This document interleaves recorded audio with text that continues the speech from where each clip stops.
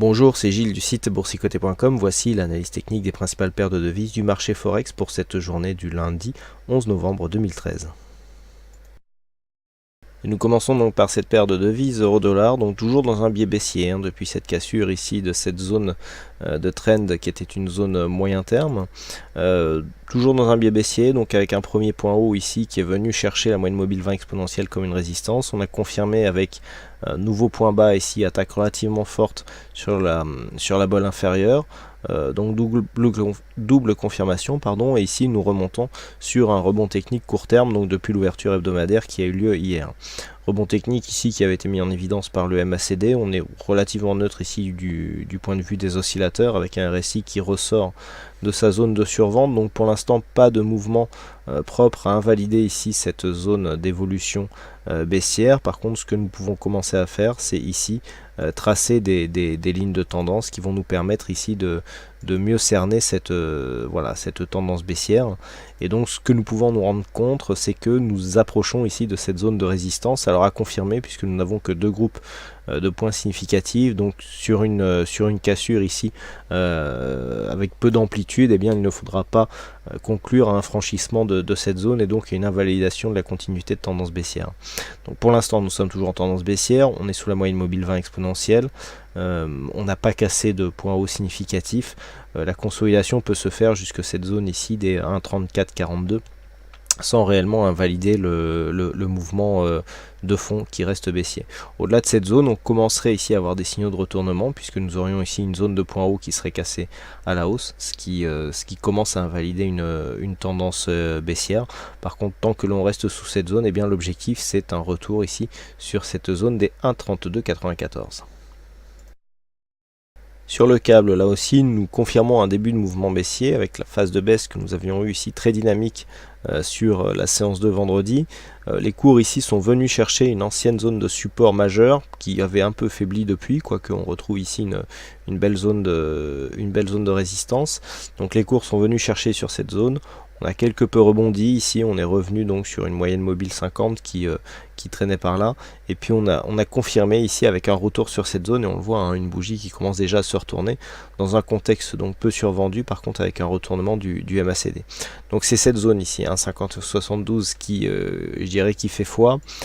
Quoi qu'il en soit, alors nous avons des signaux un peu antagonistes. Autant du point de vue court terme, on serait plutôt bien orienté à la baisse avec une possibilité ici effectivement d'un rebond technique qui, tant qu'il ne dépasse pas le plus haut des 1,6032, eh bien n'invalidera pas donc la continuité du mouvement baissier qui est un mouvement court terme.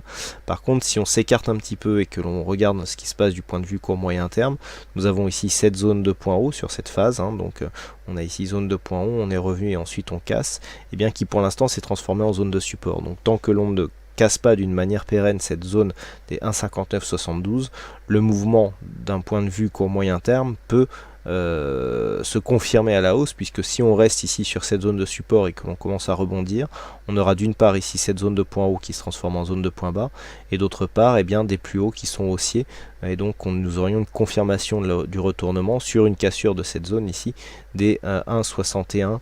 Donc pour l'instant on est un petit peu entre deux eaux, donc entre 1,5972 et 1,6025, eh bien nous sommes relativement neutres. Par contre sur la cassure de l'une ou de l'autre de ces zones, eh bien le mouvement directionnel nous donnera d'autres signaux.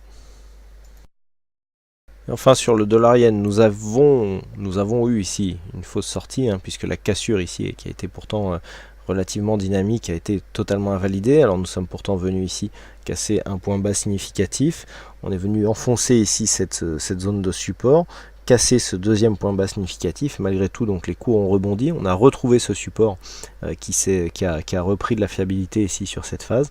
On est remonté à l'intérieur du trend ici, et ce que l'on peut remarquer, c'est que désormais eh bien, les cours pour l'instant suivent ici cette zone de support et tentent d'aller casser ici de nouveau plus haut, puisque l'on est en train de s'affranchir ici de cette zone des 99,10 yens pour un dollar.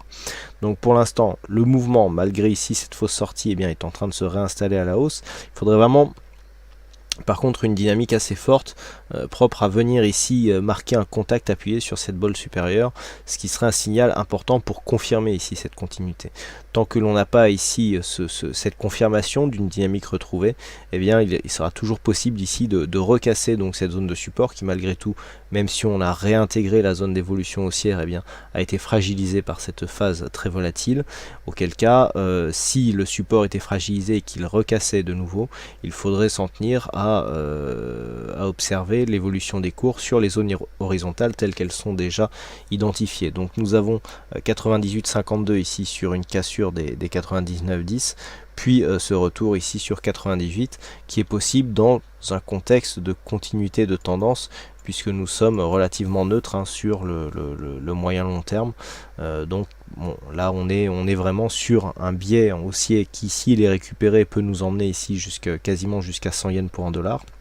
Mais du point de vue du fond de la tendance, il faudrait ici de grosses phases de hausse pour impulser un mouvement significatif, puisque nous avons des points hauts et des points bas qui sont quand même relativement éloignés si on tient compte ici de cette phase de range. Donc pour l'instant, une tendance plutôt à prédominance haussière, mais qui a besoin d'être confirmée du fait de la fragilisation de ce mouvement sur cette fausse sortie que nous avons ici. Ce que nous pouvons dire sur l'analyse technique de ces principales paires de devises du marché Forex. Il ne me reste plus qu'à vous souhaiter à toutes et à tous une bonne soirée, bonne chance dans vos prochains trades, et on se retrouve donc dès demain pour d'autres analyses techniques en vidéo. Bonsoir à tous.